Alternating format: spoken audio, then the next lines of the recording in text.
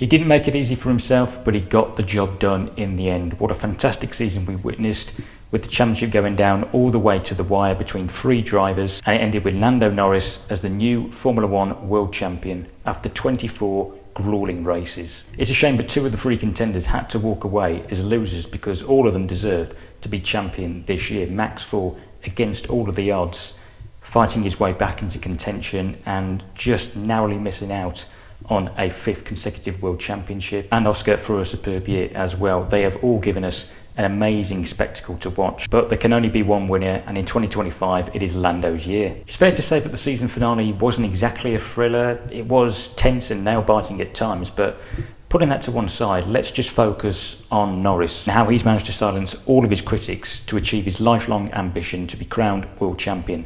So, how did he do it? Lando came into this season off the back of a strong end to 2024, where he helped McLaren win its first Constructors' title since 1998 and effectively complete one of the most incredible comebacks this sport has ever seen, just a decade on from the dire struggles with Honda. He made his intent very clear after his win in Abu Dhabi 12 months ago of what was next for him to achieve in Formula 1, and that was to win a world championship, when he came on the team radio and said, "Next year is going to be my year too." When you make a statement like that, especially in front of the entire world, you have to deliver on that promise and back it up. And sure enough, he's managed to do that, but there were times this year when it didn't look like it was going to happen. He started 2025 in the best way possible with that win in Melbourne, in what was such a difficult race with the conditions and the pressure that he faced from Piastri for most of the Grand Prix and then from Verstappen at the end. But he absolutely nailed it. He won from pole and he drove like a champion in waiting that day. So we were all thinking, wow, what a great start for Lando. Is this the kind of form that he's going to be bringing to every race this year? If that's the case, he's going to be very difficult to beat. But it didn't quite work out like that. By the next race in China, his old habits had crept back in. He was making unnecessary mistakes when he didn't need to in crucial points, buckling under the pressure, and Piastri beat him fair and square that weekend. And that continued through a few races in Japan, in Bahrain, in Saudi Arabia and in Miami. All of those races he left something on the table and didn't put together a complete weekend. Worst of all, Oscar was delivering. He was looking far more consistent and cool under pressure. He was winning races left, right and centre. He now looked a match for Norris in qualifying. He'd now taken over the championship lead as well. And he had this early season momentum that Lando simply had to stop so that he didn't run away in the title battle. He couldn't have replied better than the way that he did in Monaco. Pole position, fastest lap, the race win.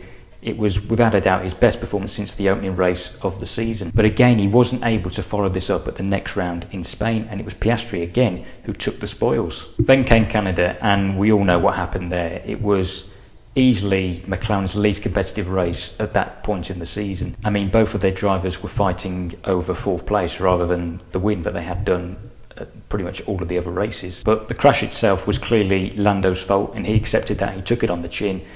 But it was another lost opportunity. It was around this time, maybe before, where Lando's mentality was starting to be questioned, and I think that was fair because at that point he did look inferior to Oscar in most areas, particularly in his mindset. He just seemed to lack that cutthroat ruthlessness of a world champion, and I think he also came across as vulnerable, and he got a lot of stick for it. People were also questioning his ability to race wheel to wheel, where he looked weak and it looked like he allowed others to bully him, especially Verstappen, whereas Piastri looked completely unfazed, so he needed to change something and respond. He did just that. He won 3 of the next 4 races, including at Silverstone for the first time. And even though he was still behind Piastri in the championship, the gap was only 9 points, so it was all to play for at the summer break. The next big twist came at Zandvoort when Lando managed to qualify on pole, but he was beaten off the line by Oscar, who then soaked up all of the pressure all race long until Lando's engine went pop and cost him a 2nd place finish. It felt like at the time a defining moment in the title race because he was now 34 points back. At this stage we're all thinking that Piastri's now got this in the bag. He's been in great form all year long, barely put a foot wrong. There is no way that he's going to blow this title lead from here on in. This is where something changed in Norris's approach, because he came to Monza a different driver and a different person. He wouldn't dwell on the lows too much. He didn't care anymore about what people thought of him, whereas before he would let people's opinion of him get to him. He was now keeping his feelings quite stable. As significant as that was, the picture of the championship began to change because Red Bull and Verstappen began to enter the frame.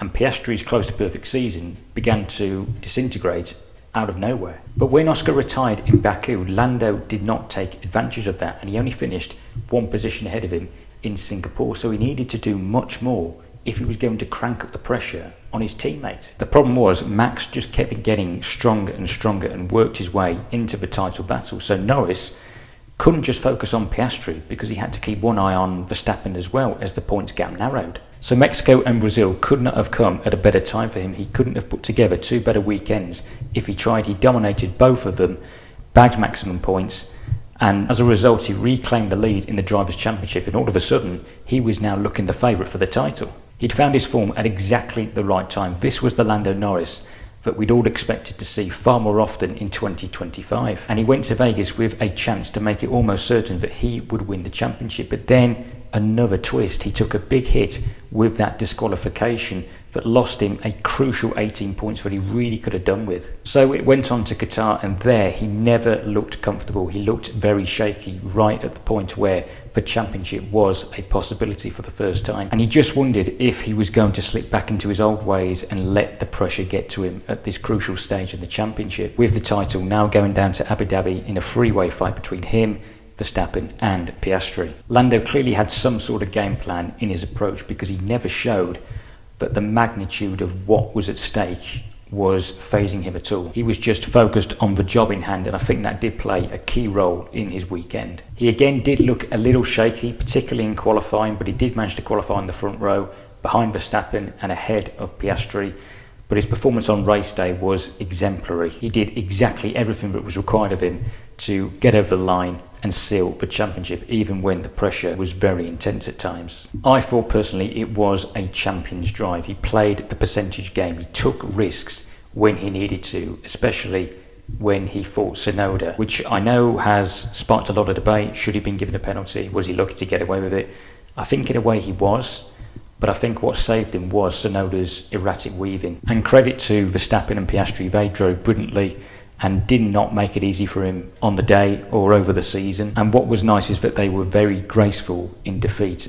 I do think on balance, the right man won in the end. Lando's coming of age has also vindicated his decision to stick with McLaren. His loyalty to McLaren has been rewarded. He chose to stick with them when many thought that he should have left, when they weren't as competitive as they are now, and he has proven that he was right to have full faith and trust in them, that they could turn it around and give him a chance to fight for a championship. And as Carlos Sainz said, good guys do win, and I think that was a perfect summary of Lando, both as a driver and as a person. I think there were times when we all doubted him, but Lando has risen to the challenge and delivered when it has mattered most. And for that, I think he is fully deserving and worthy of being F1's newest world champion. Well guys, there you have it. That is it for today's video. Congratulations once again to Lando on his world championship. If you are new around here, then don't forget to like the video, and please do subscribe to the channel. Thanks for watching guys, and I will see you in the next one. Goodbye.